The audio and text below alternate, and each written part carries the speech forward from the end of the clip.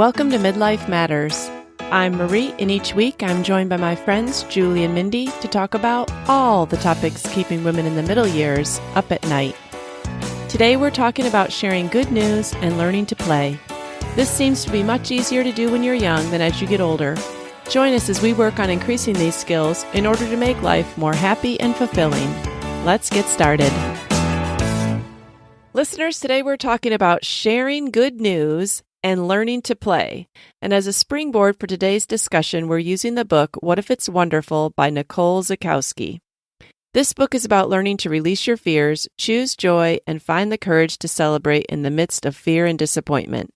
Nicole encourages us to ask ourselves, what if it's wonderful? And as always, listeners, you do not need to be reading along in order to enjoy this episode. We're just using the material from chapters 17 and 18 to think about and make changes in our own lives. And Julie and Mindy, sharing good news and learning to play feels more comfortable to some than others, and even may come more easily during certain seasons of your life. Like, I'm thinking that we were all less encumbered and without all the hang-ups about sharing good news and learning to play when we were younger. I don't know. I never thought of it as age-related, really. Like, you wouldn't think about holding back good news when you were young because you might make someone else feel bad.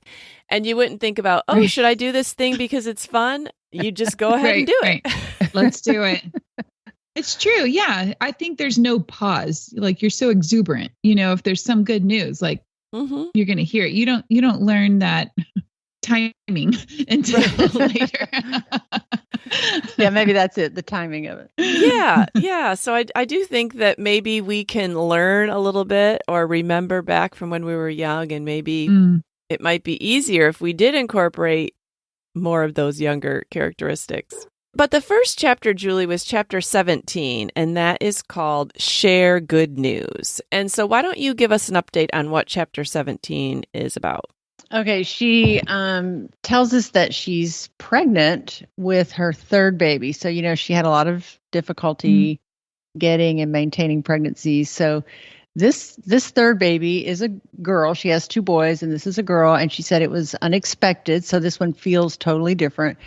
And one day she's in her house and she receives a gift, and it's a baby gift from a friend. And she said it just made her realize just how much she really needed somebody to share the good news with her, you know, to share in it. And that gift, you know, increased her joy knowing that her friend was sharing in this, you know, joyful time in her life. And so that's kind of the start of the discussion about sharing good news and how that increases our joy. Right. And you wouldn't have thought that she would really have any difficulty celebrating the good news, because when we started the book, she was dealing with infertility. She didn't even know if she'd be able to have one child. Now we're nearing the end of the book. She's pregnant with her third. Like, you wouldn't even think that she would have had trouble celebrating that or needed someone to join in her joy to make her even more happy. Well, she did say the news of a third baby seemed too good to be true. And part of me, she said, felt embarrassed by the riches. Right. Because you think about the people in her circle would have known her story, and the people that were close. And she may have had a community of other, you know, women that were struggling with the same thing, that they had helped walk each other through that. So you just think about that season, and now she's blessed and blessed abundantly, you know? So I could see almost the hesitation of being, you know, exuberant and out loud and, you know, let me shout it from the rooftops. Yeah, I underlined that part, that she said, a part of me felt embarrassed by the riches of her blessing. Have you guys ever felt that way?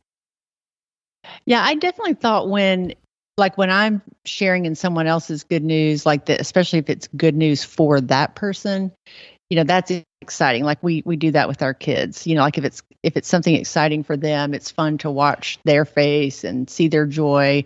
But when it's like our own good news, I've always been a little hesitant to share, more so in the past than now, because I used to I could identify with that feeling embarrassed by the riches. Like, well, I know this is maybe not something everybody has or gets to do or whatever. But now that I feel like I've had like the ultimate of bad news. Now I feel like any bit of good news is something reasonable to share. Mm-hmm. Like in a way, yes, Julie. And part of me feels sad that like you feel like you have to earn the right to share the good news because you didn't have to go through all that to be joyful and share, joyfully more out loud. And so I don't know what that is about us that we do struggle. Like I know that it's been on the other side of suffering that I feel more like, oh, well, people heard about the suffering. I want to make sure they hear about the blessing, or when you see blessing in the suffering, like you might be at the place, well, we need to talk about that because my whole life is hard right now. Yeah. But yeah, I wish we didn't feel that way, but I think we all do struggle. If I'm hearing, the three of us, that we almost feel better like when we've earned it, or we feel like we have, people have watched us suffer. So, okay, now we can like tell I them deserve that this things now. are good. Like, so I can share it.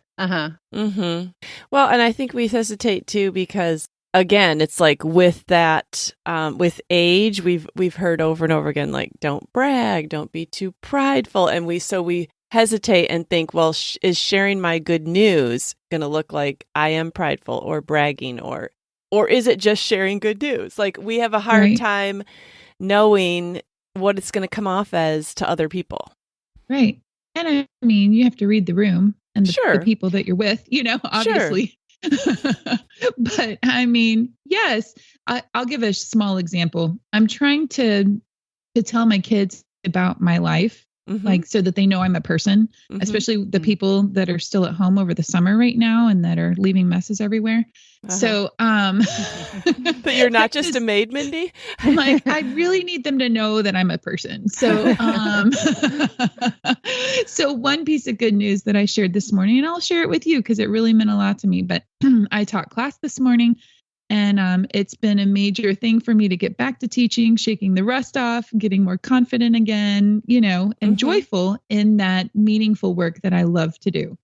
After class, I had 2 people say, "This is my new favorite class." And you guys, that meant so much to me. But I told the family text, I was like, "Hey, like I got this, encouragement this morning. Like that meant the world to me." So that was cool to share. Yeah. No, that's really good, Mindy. Well, let's talk about what difference does it make in our joy when we can share the good news with others. So, Mindy, you quietly had that good news, but did it increase your joy to send it out and have your family know it too? Yes, I loved it so much to be able to share. And then Bryce even encouraged me after I wasn't looking for more encouragement. But, then he was like, "Well, I'm glad they finally realized what was there on day one," or something like that. Because it's been like 6 months since I started this class. So, and he knows, he knows, he's heard the struggle. He's heard should I be doing this? It's like, oh, I'm not, the whole thing. It increased my joy. Sure. Yeah. I definitely think that sharing good news makes it more real and multiplies it. So this is a small thing, but we're kind of toying with the idea of moving and looked at a house that I liked. But then I took a friend there to take a second look, and she was like oohing and ahhing over it and pointing out even more good things and like so positive about it that it actually increased the joy that I had over this house. Now, we didn't end up getting it, but I will just say, though, that while we were looking at it on my way home, I thought, wow, I really love this house, because after sharing it with someone else, then I could see it through their eyes. And, I don't know, it made me feel more confident and happy about it. And I don't know, it made it much more fun. So I don't know, just that whole experience, I kind of wasn't sure if it was a joyful thing, but after hearing all her stuff, I felt like it was an awesome thing. Yeah.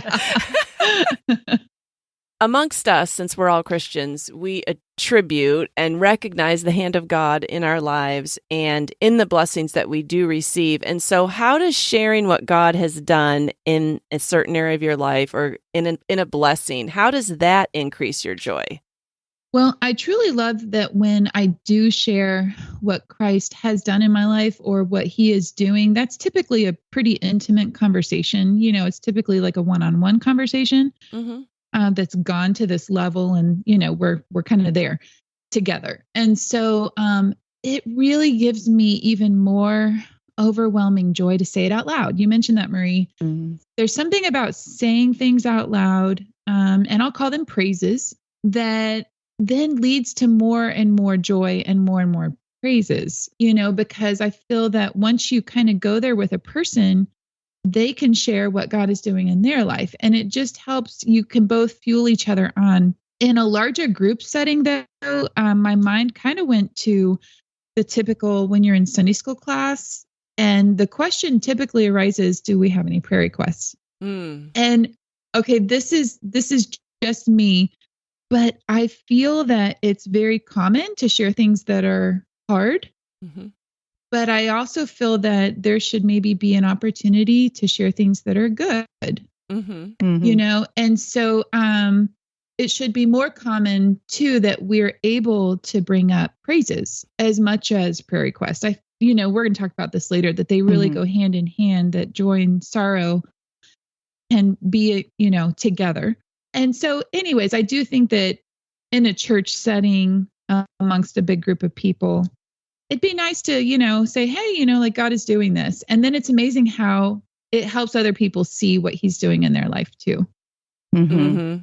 I think for me, when you're going through something really hard, you realize that you have a lot more opportunities to share with people about what God is doing in your life. And it doesn't even have to come out like formally like that. It just kind of comes up because I feel like God is working overtime. And so that, you're right, Mindy, it is kind of a one-on-one, more intimate conversation, but that happens a lot more now than it used to. And then I do teach a Sunday school class to young moms. And so I get to do that on a formal level too. And it's always just, I don't know, there's kind of an unmatched feeling when somebody comes back to you and says, I still remember what you said about this, and it helped me so much. Like, you don't wish yourself in that situation, but you're so thrilled that it had an impact on somebody. It really is meaningful. It kind of gives you goosebumps to know like that what you're suffering isn't wasted, I guess. Like there's something good coming out of it. Yeah. And kind of building on that, she kind of talks about experiencing joy when we're weak and like when we're dependent on God. Julie, I know that you have been a great example to me over the past couple of years with John having cancer, the ways that you've expressed and experienced joy, even in true weakness. A situation that really made you feel completely out of control and still does often, and really exposed all your limitations. The fact that you still find things to celebrate and things to feel joyful about, I think is one of those things that people probably still come up to you and say, how do you do that? Yeah. And it's kind of I don't know, it kind of adds like a feeling of responsibility at the same time, oh, I know people are watching, and you want to, I don't know, prove God true. You know what I mean? Like he is going to be all that he says he is to me. And I just know that when I depend on him in weakness, I flourish. And when I don't, I don't, there's no joy. And it kind of reminded me of like when God gave the Israelites manna, like in their weakness and vulnerability, they were hungry. And that hunger drove them to eat the manna, but God just gave them what they needed to satisfy that day and no more. And it kept them coming back for more of him, and that's kind of the state I'm in. It's like, the weakness drives you to him, and then you need him, and then you keep going back, So, but the manna, they couldn't store it up. And sometimes I think I can store it up and I can go a few days without being in his word or whatever. And then it's like, oh, no Right. joy, you know? Julie, do you feel like the thing that you're looking, like you're desperately looking for those things that bring joy, for the good news? You're looking for how he's working, like it's a lifeline at this point? Yeah. And that's actually what the whole next chapter is about. Like it's when there's no obvious reason to celebrate, you have to find things. Right. And there's subtle things that would have maybe fallen below your radar before. Right. Yeah.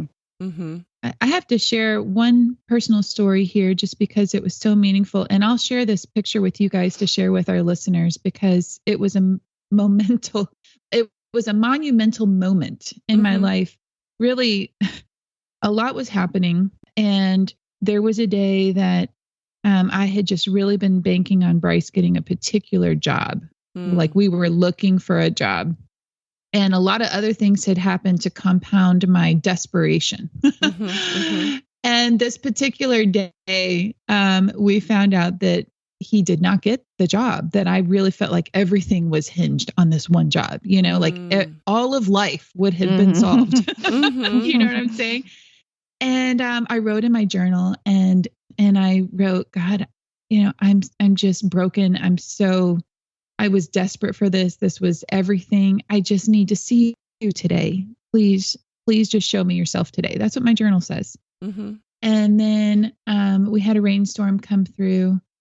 And then when it stopped, I walked out back, and this was in Pennsylvania, and there was a double rainbow over our whole backyard. And I was in the middle of it. And I know that was for me. I know he said, I'm here. I've promised myself to you and you're going to be okay. And I'm with you in it. I mean, I just broke down. Bryce has a video and I said, that's my rainbow. That's God.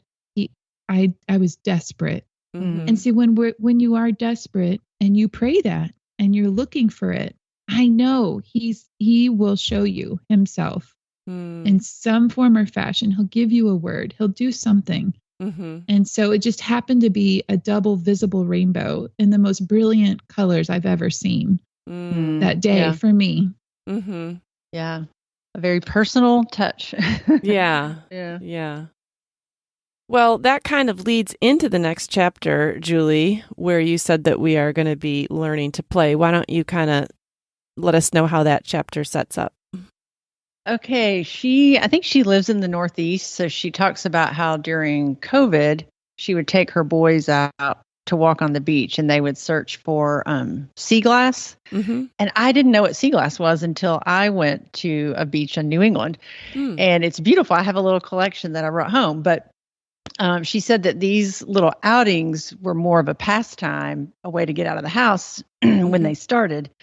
But they became more of a necessity for her later because she found that it was a way of looking for the goodness, looking for reasons to celebrate, looking for delight. And she kind of uses the sea glass as a metaphor later for things to celebrate and collect, like to collect in our life, to collect goodness. Well, and you mentioned before that when you are going through a season of suffering, or there aren't a lot of obvious reasons to celebrate, that you need to hunt for beauty and delight. And I think the need to hunt for beauty and delight kind of keeps us tethered to God. And so why don't you explain a little bit more what you were thinking about when you said that? Yeah, I think, hunting implies that it's active, not passive. You know, you're not just waiting for this sea glass to jump in your pocket. You got to go look. It has to be a choice. It's not an outcome. And hunting for it becomes more essential, like as the more scarce joy feels, then you have to go out looking for it. And for me, I think marveling, that's a good word, marveling at beauty, especially out in nature, is a way to gain like a heavenly perspective, like something higher than yourself, out of yourself. And the beauty of the world is no accident. I mean, God created it to point us to himself, the creator. And it's his way of like wooing us to himself. And so I have to get outside every day. I mean, the first thing I do is make my coffee and go sit outside. And that's why I don't like rain, because it keeps me inside. And, unless it brings a rainbow. Well, true. A short rain. Yeah. That's right, Julie. So yeah, I just have to get outside in nature and marvel at it. That's just kind of what keeps me going right now, you know? Sure. Yeah. Yeah. How about you, Mindy? Well, I say her words were so poignant here. So I'm just going to read just a few short lines that I circled and underlined in the book. One simple statement: the more we search, the more we see. And like simple and true and yes, 100%.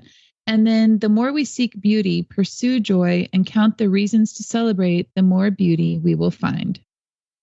So the last statement I'll read is: often joy is experienced to the degree we are willing to contribute and partake, participating in Christ's hope regardless of whether or not we have an obvious reason to do so. This requires being obedient to God, trusting truth over the very real feelings that we might be experiencing in that moment. Yeah, which is kind of what you did in your journal, which was trusting truth, even though your feelings did not match the truth. Oh, yeah. Yeah. No. Yeah. But I can't tell you how hard I cried after I had been so angry and mad and sad just before. That like the feelings of hope and joy that filled me, you know, to see God in that moment was just miraculous to me. Right. Yeah. And that kind of leads into the next thing we were going to talk about, that understanding that celebration is a discipline rather than a reflex, that it's not something we always feel like doing. Like, and I'm not saying that that I find this easy, but I do know it's true. She says this, you know, that we have to trust in the truth about our situations over our feelings. And because we may not have the feelings to act celebratory, you know, but feelings usually follow actions. You know, like so many times I have this battle in my mind and I have to say, just do it. You'll feel better, you know? And it's like, we can't even remember from the last time that this worked. We have to convince ourselves. I have to have this big knockdown, drag out fight in my head, you know? Right. Why do we do that? I know. Right. So, and for me right now, it's even hard to use the word celebrate. So I've downgraded the word a little. Okay. Just something I feel like I'm capable of doing. And that is marveling or delighting. I can do that. I'm not really up to celebrating, but I can marvel and I can be in awe and and full of wonder about something, you know. And like a week or two ago, I called a friend in the morning and I said, hey, there's this waterfall I want to go to. Do you want to go? And I knew she was off work that day. So we drove an hour and a half to Manchester, Tennessee, and went and hiked and swam at a waterfall. And that was a very intentional thing. Like I had to marvel at the beauty that was there, like feel the sunshine on my face, plunge into that cold water. And it just reminded me of God's goodness and his care and concern for me, both like through the beauty of it and also just the people he puts in my life. And, you know, that felt like a mini celebration. Yeah. You know? One of the things I underlined is that one of her colleagues says we can think and act our way to a new feeling. We cannot feel our way to a new way of thinking and acting. And so, in other words, if we want to feel something different, we usually have to do something different. So you could have stayed home and you would have kept feeling the exact same way you were feeling. But you said, no, I'm going to take an action of something that has in the past made me feel better. And I'm going to go and do it. And you did feel better. Yeah. And you just have to keep doing that over and over and over and over again. Yeah. And I'll say on a less emotional level, more looking at like health. This is something that's very true to lead an active, healthy lifestyle, is that you don't feel it every day. You don't see results right away. And so choosing, I'm going to say it, choosing the higher self. We read the book about, oh my gosh, help me, Julie Gordon. Happy School. Yes. And so choosing the higher self, you know, learning to have discipline in your life, self-control in your life. These are things that even shallow instances in your life help you eventually feel better. And it's being consistent in those things, even when you don't feel it, to changing those kind of bad habits, I guess, in your life. Mm-hmm. Well, one of the things she kind of asks us to evaluate is, how have we been passive? Julie, you used this word earlier. How have we been passively waiting for God to inject us with joy? Like, what would it look like for you to become an active participant? If listeners are thinking, I wish I had more joy, how do you get there? Well, I love that she says, like, these shining moments of hope, these flashes of delight, talking about finding the sea glass, won't force their way into your pocket. None of them will collect unless you choose to gather them.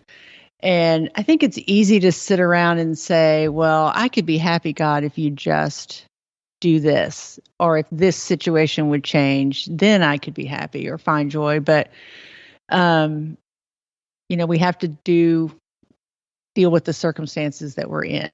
And we can't wait for those feelings to come. We have to, I think Mindy, you said this, we have to seek and pursue it. And the more you do that, the more you find. There's even a phenomenon like in the physical world, like and I can't remember the name of it. I meant to look it up, but like, say you're going to go look at cars and you want to buy a Subaru Outback.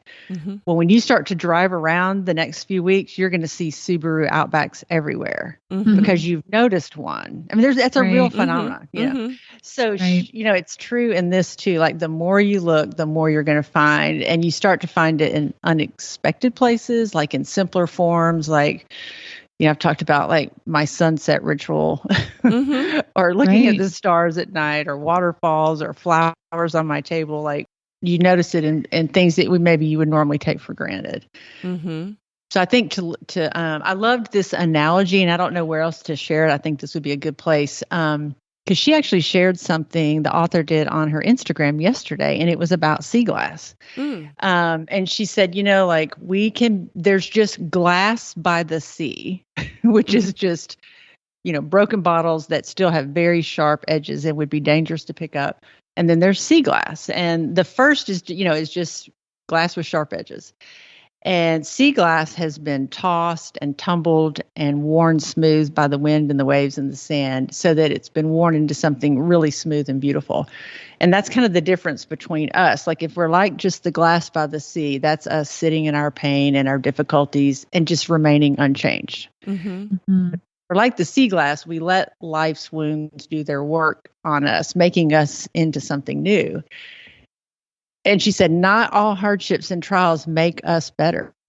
You can't just take that for granted. That depends on whether we let it. And I thought, well, how do we, I know all these truths. So when I don't feel unchanged, when I feel unchanged, like I'm not being transformed in this, or I'm not joyful, I think, well, what is the difference? Like, if I know this truth, and I think it's a difference in just knowing it intellectually and then letting it change my life by living like I believe it. I have to ask, like, how different would I be if I lived like I believed God would do all he says he will do for me? That's what it comes down to. Like, when I am down and in despair, it's like, I'm just not believing that God's going to do what he said he's going to do, and I'm going to sit here in despair, and be like that ugly sea glass, or ugly glass by the sea. So I thought that was just a great metaphor. And she just put that on her Instagram yesterday. I thought that was good timing for our, for our discussion. Yeah, it is. It really is. I like that you guys have talked about this being a choice or a decision that you have to make to kind of look for it. I feel like this was a practice in my own house. How sometimes as a mom, you see things in your kids and then you realize that that's you when you're convicted. You're like, why did they do that? Oh. And then it's like, I can hear God like, that's what I've been trying to tell you, Mindy. So one practice that I noticed, and it was over a summer years and years and years ago when my kids were younger and all at home. And it was just that we tended to be more negative in the things that were spoken out loud. Like whenever they went to some activity, they would come home and they would say, well, all the things that went wrong, or all the people that were mean, or how the teacher this, and it was never good. And I just got so worn down. You know, at first I would totally enter into that. Oh, I can't believe she did that. Oh, I can't believe that happened to you. Oh my goodness, you know, and I would just be upset. And I'm like, why am I so emotional over my little kid problems? You know, I'm just like, mama bear's coming out. And then I was like, okay, I would hear from someone else later that some really good things happened. Well, my kids didn't tell me about the really good things that happened. You know, they're coming home and filling me in on all the negative stuff. And I'm like, oh my goodness, you know, we are having negative conversations like everyone in my house. We're used to it. It's a habit. And this is what I have encouraged. And I've entered into it. Like, this is no fun for anybody. And so, the kids kind of laugh now when I do it, but I'll be like, tell me 5 good things that happened today first. I want to hear about the problems later, but I need to hear 5 good things first. And you know, that's how the very beginnings of my gratitude journal. All right. This is long, long ago. And so, I've been able to grow from there and spend more time in it. I realize how valuable it is, how the joy of the Lord is my strength. But this was a bad habit that the Silmans had to kind of try to break. It reminds me of like a kid's book, like the no good grumpy Silmans. Right? Yes, that was us. And how they learned to be grateful. I don't know. We're still working on it sometimes. Yeah. No, that's totally true, though. I mean, do you guys remember when that book, it was called like 1,000 Gifts, came out? I feel like every person in a church started a 1,000 gratitude list. I think, you know, most of us made it to like 60 before we gave up. But it wasn't that we gave up on gratitude, but you had to be so intentional about where's my list? And, oh, I forgot to write that one down. But I remember, you know, reading that book, it was a good reminder too of taking the time to actually be thankful.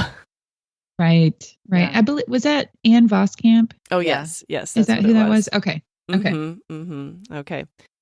All right. Well, let's talk about the difference between celebration and escape. What did she say the difference between those two is?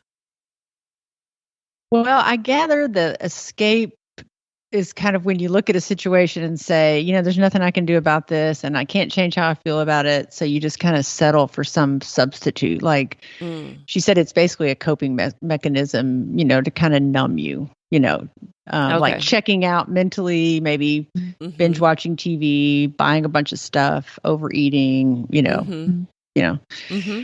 Whereas celebration, I think a lot of people maybe, and this is what I've struggled with, like, even I'll admit, even when I said I can't use the word celebrate, is like that might somehow deny the pain or avoid it, you know, like I'm covering it up or pretending. But she said, no, it's not.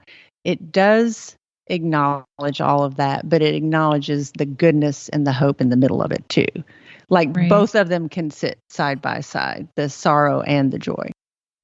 How does this like play out in your own life? Because I think we all do this. And I don't know if I even really get the total difference between celebration and escape. What I feel like she's getting at is there's something hard going on. You guys tell me if I read that right. There's something hard going on.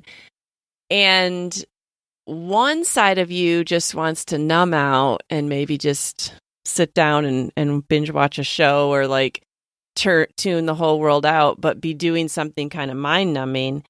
And the other side of you is saying maybe you should mine for these truths. Was that what she was saying? Yeah, I think so. Because if you're just numbed out, checked out, then you're going to miss those. You're not going to go hunting for those things and looking for those things and noticing those things. And I think just like I think she talked about in the Happy School is we all do this. It's a problem when this is all you do or you don't ever get out of it. Don't you think? I mean, you know, like there have been plenty of times I've gotten a little Debbie snack cake and said, nothing matters. I'm going to eat this. Exactly. But I'm not, doing that. I haven't gained 100 24/7. pounds and quit my exercise program. And you know what I mean? Right. But there are days when I say that. I say I'm going to have two. Right. But some people have been there. Some people have, gained the weight and thrown everything to the side, to kind of tamper down any negative circumstances going on. I know one term that I wrote down with this particular idea of escape is that it just prolongs the healing. So, whatever it is, whether it's a person or a circumstance, I frequently ignore it at first. And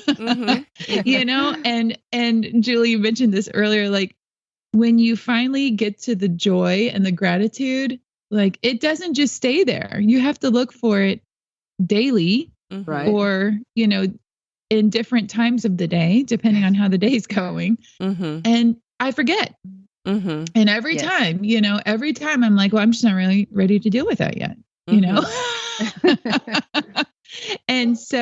then like the freedom and the healing and the restoration and the joy that comes when I finally face something head on. Yeah. And I think, why did I wait to deal with it? I just wasn't ready. And we're talking about a lot of kind of vices, like we mentioned, overeating or binge watching or something like that. But I'm also thinking that escape for some people is like filling their lives with too much, or staying at the office forever, or working to the detriment of not having any free time to actually think about their emotions and thoughts. But on the outside, they can look really productive, and nobody's going to say, oh, like as a society, we don't look down on that the way we look down on someone sitting in front of Netflix with a plate of Little Debbie's. But they're doing the same thing. They're avoiding something. So like, and we can do that too. We can suddenly fill our schedules with too much and like not want to be alone with our thoughts, or maybe even something simple like every time we're in the car, we won't let ourselves have a thought. We have noise or this or that, or I don't know. There's lots of different ways that we can kind of escape.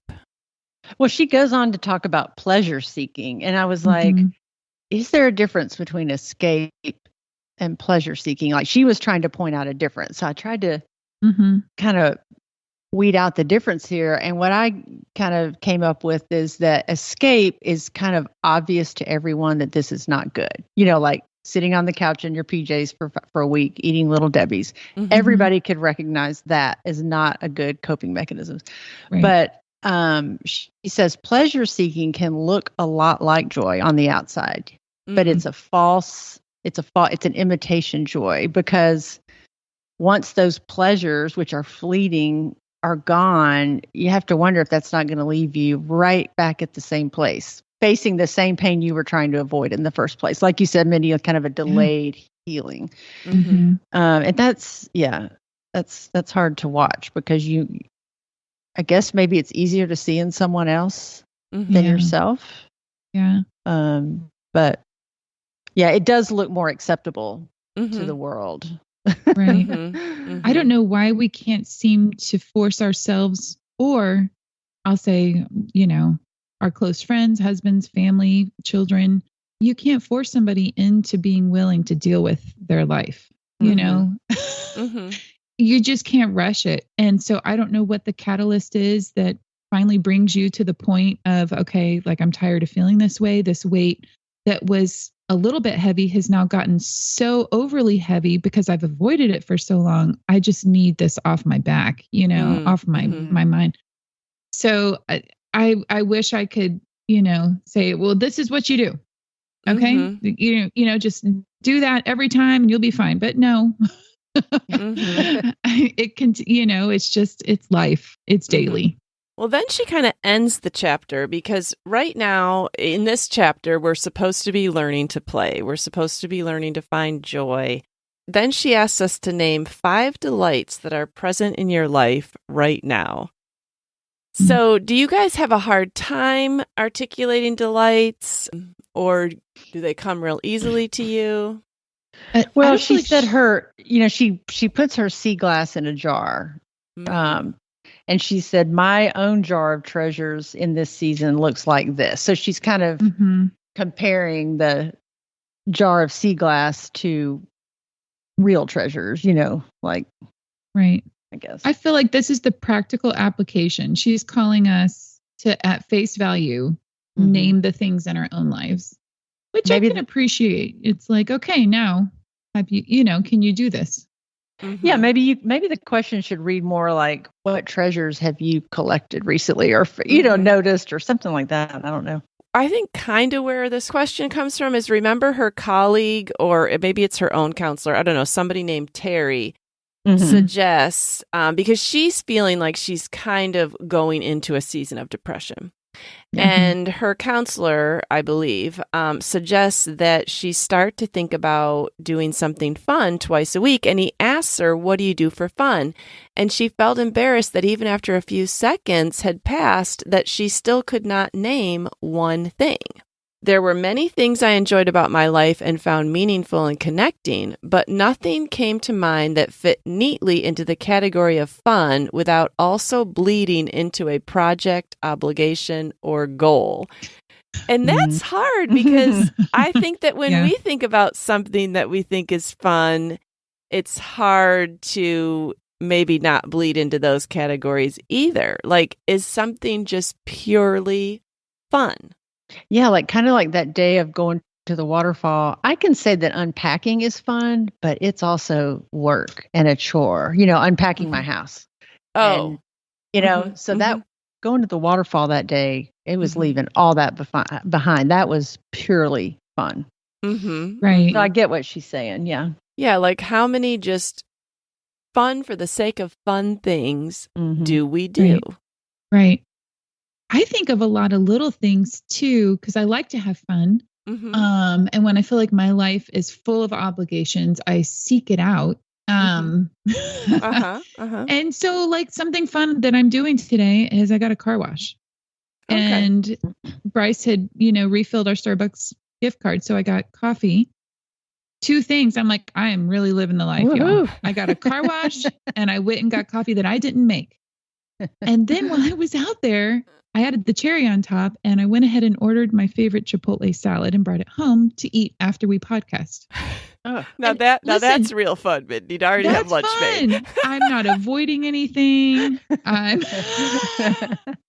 gonna be just fine, and it's just like I had a little bit of time. I had a lot of things to do today, but that was a lot of fun to do that. I don't do that all the time.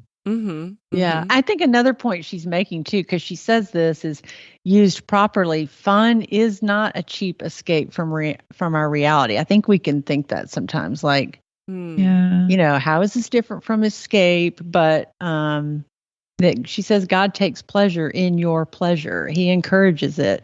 And it's an invitation to connect with him, when you're grateful. I mean, you're going to connect to the source of your gratitude, So I think that's what she's trying to drive home here. And her counselor says that these fun activities are just as important as anything else you do in the week, so do them. I think a lot of times we feel like fun is frivolous, or like we have to earn fun, Mindy, like we have to earn the right to share our good news. Like, we're not allowed to just have fun for the sake of fun, are we? But yeah, or you only do it with your leftover time. Whereas, I think we talked about this, and maybe in Happy School, like to schedule it, put it in with the work.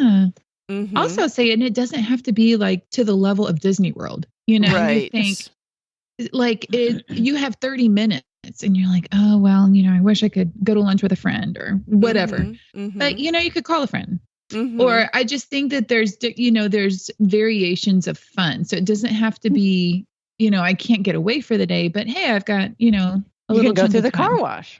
I got a chunk of time. Yes. And then I will say that then it brought me so much gratitude. Like that led to me texting Bryce a picture of sitting at Starbucks and how happy I was, that he put money on the gift card and and that I just felt like I was so blessed because I had money on my Starbucks gift card. And that seems so little, but he, like, the gratitude is there. He and I were able to then share in it.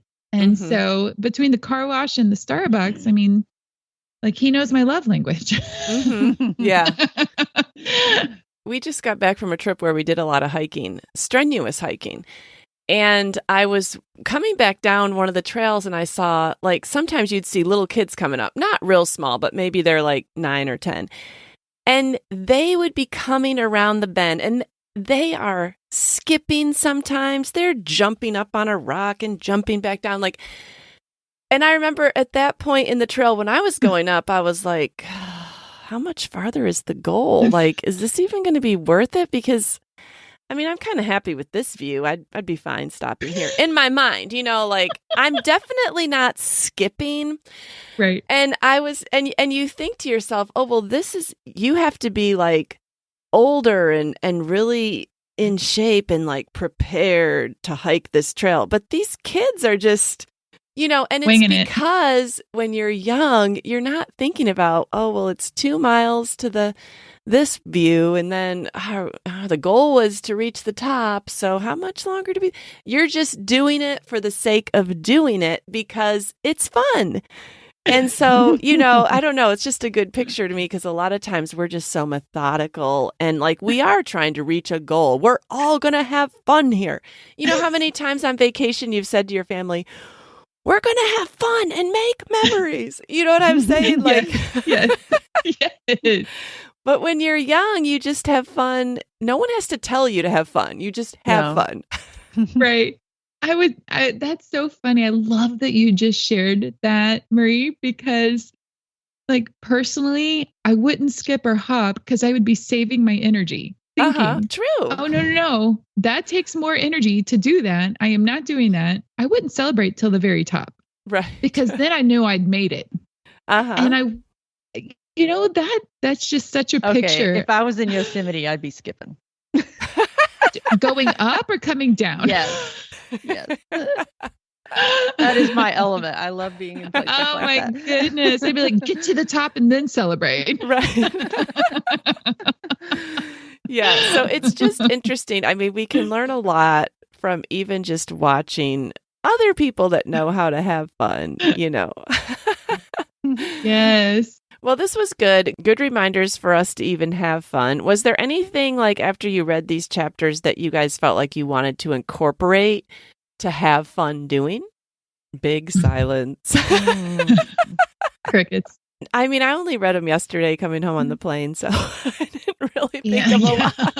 You're doing so good, But Marie. it is a good reminder that the next thing that comes up just for fun, I should say yes to.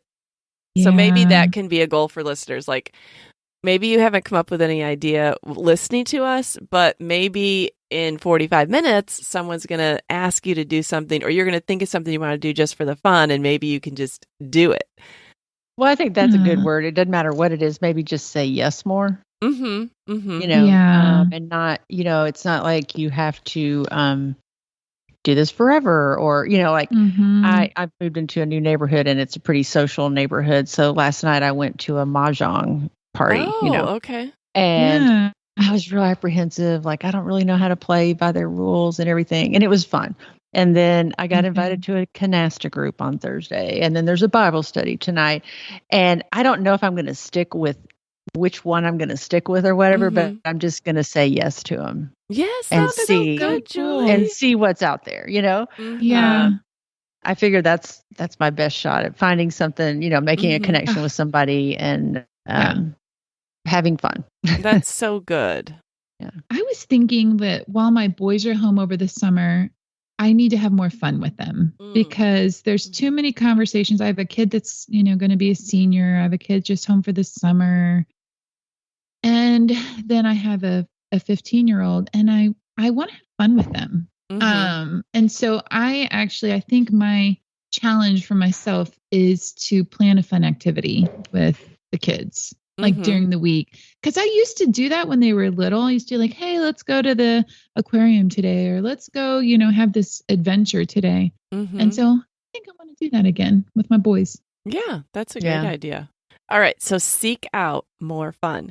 And listeners, whatever fun thing you do, come and share with us on Instagram at Midlife Matters Podcast, or come and find us, shoot us an email at midlifematterspodcast@gmail.com. But before we go, we want to do I'm a Fan. All right, Julie, what are you a fan of? You told us before we started recording that you are a fan of many things. Yeah, I have to select what I'm going to share this week because I've saved them up. All right. I'm a fan of a series that John and I just finished watching, and I probably will watch it again. It was so good. It's called A Small Light, and we watched it on Disney Plus, but it was on the National Geographic thing, but don't get scared off for that. It has nothing to do with nature. It's not a documentary. It's just a dramatization, Oh. So I don't know why they produced it necessarily, but it's kind of a little known story, at least it was to me, about the girl and her husband in Amsterdam who hide the Frank family, Anne Frank. And it's just all about the Dutch resistance during World War II, but it's on a super personal level, like how these people had to live their life and what they did daily to sacrifice their own lives for these 8 people that she's hiding. I mean, she hid, there's no spoiler alert. I think we all know what happened to Anne Frank, but she, Meep Geese is the girl that hides them. And she hid 8 people for 2 years with food rations. Like, she has to hide even that she's taking more food. Like, anything could have brought suspicion to her, like that she took double portions or more than she looked like she could eat herself. And just all the backtracking to cover her tracks, like how stressful that would have been, but she happily did it. And it was just so cool because I looked it all up. It's a true story.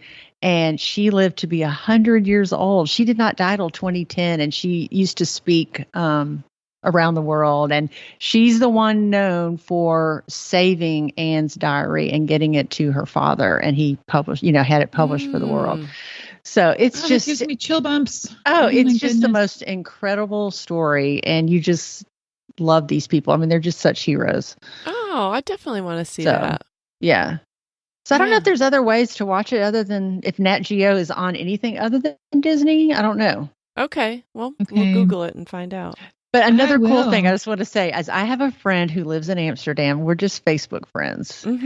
And she shared the inside of her house, and it looks just like the house really? Because all the houses kind of look the same. Interesting. And, it's like 3 or 4 stories, and it has all these windy staircases and doors behind staircases and nooks and crannies. And so I shared this with her. And of course, she knew all about it. She said, "Oh yeah, I know the story of Meep." And then the house that she lives in the eaves of the upstairs room where her grandchildren stay, they hid Jews, like the people that lived in that house. Like, they left records and stories about it. So that's what's cool is, like, it wasn't just hiding the Franks. People all over that city were doing that for other people. So it's just interesting. It's really good. Yeah. I'm going to definitely look that up, see where I can watch it. That sounds really good. All right, Mindy, what are you a fan of this week? Oh, I'm a fan of kind of, I won't say it's a daily practice, but I long to do it daily. And I've talked about this before on the podcast. I was going to try to do this over the summer. And that's just getting out to go for a gratitude walk with no noise, no podcast, no music, no people. And I'm giving myself a break that it only has to be 5 minutes because oh wow, that's kind of the kicker for me is I think, I can't, walk for an hour. So I'm not going to go. But there's something about getting outside and even leaving my house. If I just kind of walk down the street, I don't have any requirements on myself for it. And then just trying to get outside, trying to practice gratitude by moving and getting away from the home. Because right now I can't really sit with that in my house because I have a lot more people. And so that's really changed my perspective. So just even if sometimes I won't go to class, like at the gym, if I think like I've had too many people or too much stimuli in my life. Just going outside, taking a little walk, moving, having gratitude. It's been really good mentally for me this summer to do that. Yeah. Do you find you usually walk longer than 5 minutes? Sometimes. Sometimes I have to be respectful of, I only have 5 minutes, Yeah. But yes, if I have the time, Julie, like it's just so nice to be out there. Right.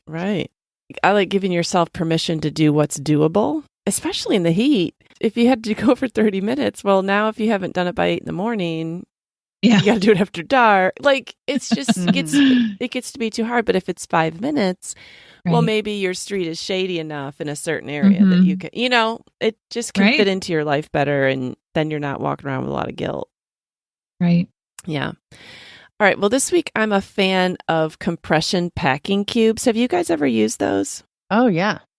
I have not. Okay.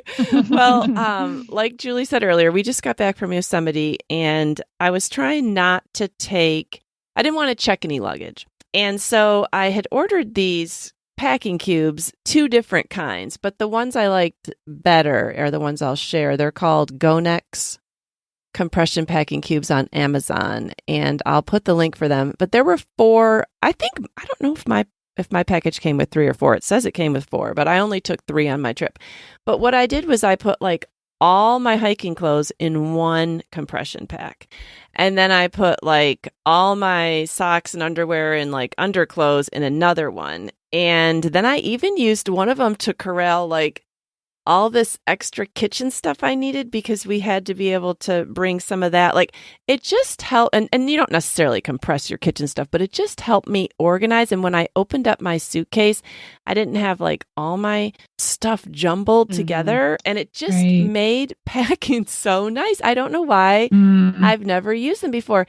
And honestly, you can fit a lot. Like if you're rolling, and of course it was hot, so I mostly just had shorts and tank tops. But if you're rolling everything really small, you can fit a lot in those.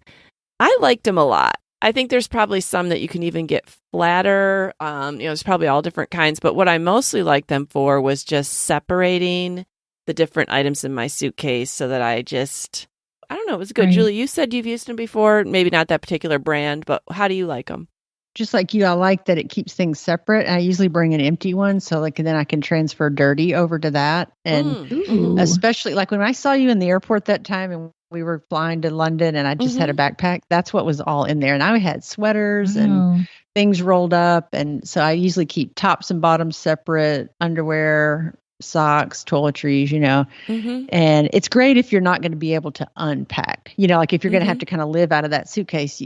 I just hate opening it up and it's all mixed up, Right. Right. Yeah. So, okay, forgive me for my ignorance, but I'm just thinking of those bags a long time ago that you had to use like a vacuum to pull all the air out or whatever. So I'm assuming these are like reusable.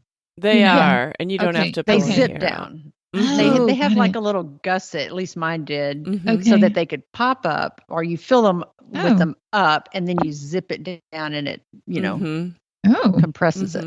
Yeah. Oh, nice. Okay. Yeah. It's kind of a mesh. Mine are kind of a mesh material. Yeah, this was more of a nylon material, but I mean, they make so many on Amazon. Yeah. I'll put a link to the ones that I liked, but you literally can find so many different kinds. I think basically it just helps keep things organized and separate. And then as you're packing, you're like, okay, this is specifically where this item would go. And I don't know, it made it nice.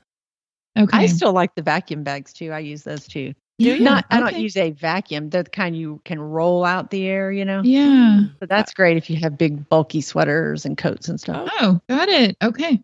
I've never tried the vacuum bags, but things have come such a long way. Yeah. Yes. I'm so ignorant of all of this. I need to check it out. Yeah. All right, listeners, we hope that you've enjoyed our conversation today. I know that I have. Let's all again reiterate our need to say yes. Julie, I can't wait to hear about those things that you're saying yes to in your neighborhood and giving ourselves permission to even try things. We don't have to do it forever. We can just have fun trying it. Right. I love it. Today was fun. It was nice to be back with the three of you. Yes. I'm sorry. It was nice to be back with the two of you. Yes. Can't even count. Yes. Good to be back. All right. Well, we'll talk to you next week. All right. All right. Sounds great. See ya. Bye. Bye. We're so happy you joined us today. You can find the show notes for this episode at midlifematterspodcast.com. Also, please tell a friend about the show and help them hit the free subscribe button on their favorite podcast app. Be sure to follow us on Instagram at Midlife Matters Podcast. That's where we post pictures and stories about all the things we talk about in each episode. Thanks for listening, and we'll see you next week.